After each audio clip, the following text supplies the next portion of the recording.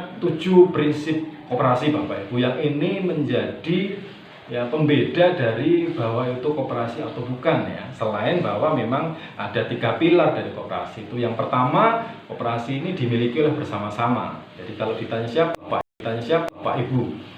Jadi dengan mendirikan koperasi, maka Bapak Ibu sudah mendirikan satu usaha bersama yang dimiliki oleh bersama-sama. Jadi bosnya itu semua, majikannya semua. Ya nggak ada yang hanya menjadi kerjanya saja, semuanya menjadi bos, menjadi pemilik. Jadi yang pertama itu. Yang kedua, keputusan-keputusan itu diambil secara bersama-sama gitu. Jadi karena yang punya semuanya, maka keputusan juga diambil semua. Jadi Bapak Ibu itu adalah penentu ya, keputusan, pengambil keputusan dari usaha bersama ini, dari koperasi ini. Lalu yang terakhir, yang ketiga, ya tentu tanggung jawab dipikul oleh bersama-sama. Ya berat sama dipikul, ringan sama dijinjing. Ini adalah gotong royong. Jadi 3 pilar itu. Lalu bagaimana mewujudkan yang 3 pilar ini? Ada 7 Bapak Ibu, 7 prinsip koperasi. Ini yang membedakan dengan bank usaha yang lainnya. Ya, dalam konteks pasar nanti kita bisa jelaskan. Yang pertama Bapak Ibu, prinsip koperasi itu adalah keanggotaan bersifat terbuka dan sukarela. Artinya apa? Koperasi ini memang membuka diri bagi siapapun yang juga punya tujuan dan kebutuhan yang sama terkait dengan keberadaannya. Jadi bagi pedagang-pedagang pasar yang mau bergabung silahkan. Kenapa? Karena semakin banyak yang bergabung, maka akan semakin kuat koperasinya. Kenapa? Dari sisi pengelolaan ekonomi, skala ekonomi usahanya juga akan semakin baik. Modal yang dikumpulkan semakin banyak, ide yang dikumpulkan semakin banyak, kontribusi yang dikumpulkan semakin banyak, partisipasi yang dikumpulkan semakin banyak, sehingga keanggotaannya dibuat terbuka. Bapak Ibu, perlu kami sampaikan, karena dia terbuka, maka koperasi pasar ini ke depan berangsur-angsur mesti juga membuka kesempatan kepada bukan hanya pedagang. Jadi Bapak Ibu ini koperasi pasar, bukan hanya pedagang. Nanti bisa buruh gendongnya, buruh pasarnya, tukang becaknya, lalu kemudian mungkin juga pengecernya, pemasoknya, termasuk konsumennya, itu bisa juga dijadikan sebagai anggota. Barangkali mereka juga mau untuk ikut mengembangkan koperasi itu. Dan insya Allah kekuatan koperasi itu ada di gotong royong dari banyak orang yang terlibat. Jadi jangan khawatir, jangan berpikir bahwa banyak anggotanya lalu kemudian nanti bagaimana dengan jatah meminjamnya semakin lama semakin kecil. Enggak begitu. Itu kita balik cara berpikirnya Bapak Ibu. Dengan banyaknya orang yang terlibat, maka akan banyak produk yang bisa sampaikan kepada konsumen, akan banyak pasarnya, akan lebih banyak modal finansial yang dikumpulkan, dan ada banyak sekali kesempatan, ide, gagasan, dan juga hal-hal baik yang akan bisa terjadi. Jadi itu yang pertama Bapak Ibu, keanggotaan bersifat terbuka dan sukarela. Jadi begitu dirintis itu nggak boleh dipaksa semua pedagang ayo gabung-gabung, enggak. Jadi yang sadar saja, yang mau saja, yang mau terlibat bergabung di dalamnya saja. Jadi kita sampaikan kebaikan-kebaikannya, kemanfaatannya, ditunjukkan bukti-buktinya. Kalau mau bergabung ayo, kalau enggak boleh ada paksaan terhadap pedagang untuk menjadi bagian di dalamnya. Jadi kesadaran itu yang membawa orang-orang ini berkumpul. Ini yang membedakan dengan yang bukan koperasi Bapak Ibu. Kalau koperasi itu kumpulan modal, yang dikumpulin modalnya saja.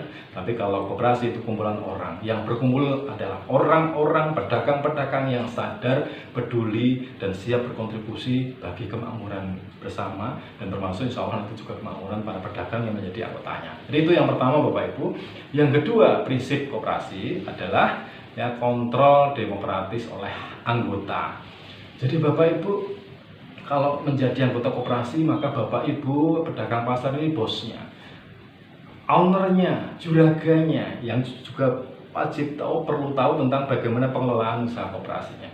Koperasi mau dibawa seperti apa, kalau usaha dikelola bagaimana, itu Bapak Ibu yang nentuin, Bapak Ibu yang mutusin. Oleh karena itu koperasi identik dengan rapat anggota tahunan. Jadi koperasi itu di setiap akhir tahun ada namanya RAT. Bapak Ibu saya kira sudah sangat familiar dengan RAT itu. Jadi dengan ikut rapat anggota tahunan, maka di situ Bapak Ibu boleh berpendapat apa saja, mengetahui apa saja, ikut menentukan keputusan apa saja terkait dengan koperasinya. Jadi ini wujud bahwa yang berkuasa di koperasi adalah anggotanya, diwujudkan dalam rapat musyawarah itu. Yang ikut menentukan, ikut berpendapat, dan ikut mengambil keputusan adalah Bapak Ibu semua. Jadi itu yang kedua Bapak Ibu. Lalu yang ketiga, Bapak Ibu, prinsip koperasi adalah partisipasi ekonomi anggota. Nah, oleh karena itu tentu saja maju mundurnya koperasi, tumbuh kembangnya koperasi tergantung dari partisipasi ekonomi anggotanya. Jadi kalau koperasi itu usahanya simpan pinjam, maka banyak sedikitnya simpanan yang ada di koperasi itu akan menentukan kemajuan koperasi. Sehingga ya oleh karena itu kata kuncinya adalah koperasi ini mesti dijadikan sebagai tumpuan kegiatan ekonomi para anggotanya. Kalau mau pinjam ke koperasi, kalau nyimpan ke koperasi, mau belanja ke koperasi, ke promo ke koperasi, ke hal-hal lain yang bisa membantu usaha dagang dari para pedagang itu jalannya lewat koperasi. Sehingga partisipasi ekonomi dari para pedagang ya baik menyimpan, meminjam, kemudian juga ikut menjual produk di situ kalau usahanya ada pemasaran, kemudian ikut mengambil barang di situ kalau usahanya juga terkait dengan pengadaan barang produk, maka kuncinya ada di situ. Ya, oleh karena itu setelah dimasukkan anggota banyak-banyak, yang kedua transaksi dari para anggotanya itu dibikin banyak-banyak. Ya, jangan anggota koperasi tapi nabungnya bukan di koperasi, jangan anggota koperasi tapi belanjanya bukan di koperasi, jangan anggota koperasi tapi kebutuhan bisnis terkait dengan usahanya tidak lewat koperasi. Itu tidak akan mendukung pengembangan koperasi. Jadi itu yang ketiga Bapak Ibu. Yang keempat, prinsip koperasi adalah otonomi dan independensi. Jadi koperasi ini otonom, independen, dia bebas dari kepentingan politik, kepentingan bisnis di luar koperasi, kepentingan orang per orang, kepentingan pemerintah dan lain sebagainya. Sehingga karena koperasi ini milik anggotanya, maka dia tidak boleh dicampuri kepentingan oleh hal-hal yang lain. Nah, ini seringkali yang menjadi masalah di koperasi di luar pasar sana ya. Koperasi hanya jadi tempat untuk minta bantuan, koperasi hanya menjadi alat untuk kepentingan politik praktis sesaat, koperasi hanya dipakai untuk wadah bagi segelintir orang untuk meraih kepentingan dan sebagainya. Jadi itu yang tidak sejalan dengan prinsip koperasi nomor 4, yaitu otonomi dan independensi. Nah, lalu yang nomor 5 Bapak Ibu, prinsip koperasi yang penting sekali adalah pendidikan anggota.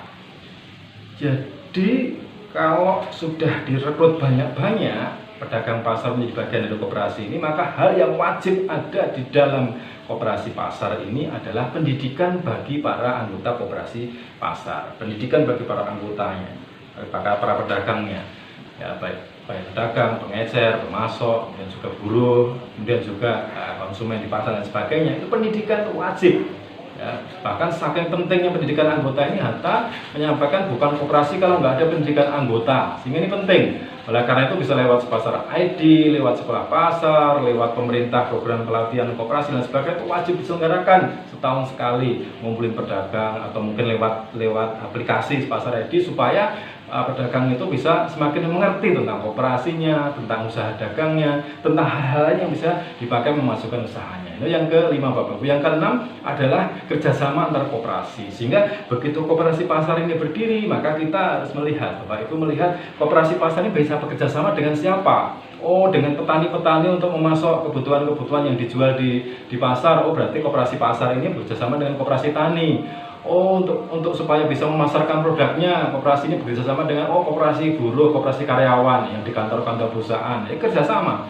Oh, supaya jalan dengan baik pendampingan, kerjasama dengan koperasi yang dimotori anak-anak muda di kampus. Oh, itu kerjasama dengan itu. Sehingga prinsip yang nomor 6, kerjasama antar koperasi. Ini yang seringkali menjadi luput dari perhatian kita. Ini banyak hal bisa dibuka dengan kerjasama. Lalu yang terakhir Bapak Ibu, prinsip nomor 7 adalah kepedulian terhadap komunitas. Nah, ini yang seringkali sudah dijalankan oleh Bapak Ibu lewat paguyuban, lewat perkumpulan, pengajian untuk bantuan sosial, dan sebagainya. Nah, melalui prinsip yang nomor 7, koperasi juga berkiprah di dalam masyarakat, di tengah-tengah pasar terkait dengan lingkungannya, kebersihannya, penataannya, bantuan sosial bagi pedagang-pedagang membutuhkannya, dan lain sebagainya. Jadi Bapak Ibu, ini 7 prinsip koperasi yang insya Allah ketika dijalankan, dipraktekkan, dirintis, itu insya Allah bisa membawa koperasi ke kemajuan. Insya Allah dengan koperasi maju, maka usaha dagang Bapak Ibu juga ikut terbantu. Nah, ini saya kira Bapak Ibu ada 3 pilar tadi, 7 prinsip. Mudah-mudahan dengan ini coba dirintis, nanti bekerjasama dengan kampus, dengan para pihak yang terlibat, insya Allah nanti bisa dimulai bagaimana membuka kemungkinan dirintisnya koperasi pasar di pasar Bapak Ibu.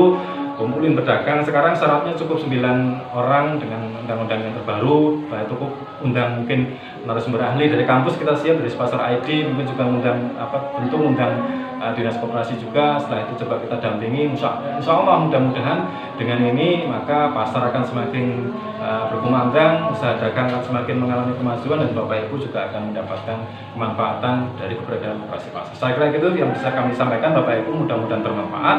Kalau ada hal yang perlu kita tindak lanjut terkait dengan materi koperasi pasar ini, silahkan bisa klik fitur minta bantuan. Nanti insya Allah dari lawan Dinas Pasar ID yang datang untuk memberikan dukungan bantuan bagi Bapak Ibu terkait dengan bagaimana merintis dan mengelola koperasi pasar yang ada di pasar-pasar Bapak Ibu. Saya kira itu, terima kasih, salam sehat semuanya Bapak Ibu, mudah-mudahan lancar suksesnya. Assalamualaikum warahmatullahi wabarakatuh.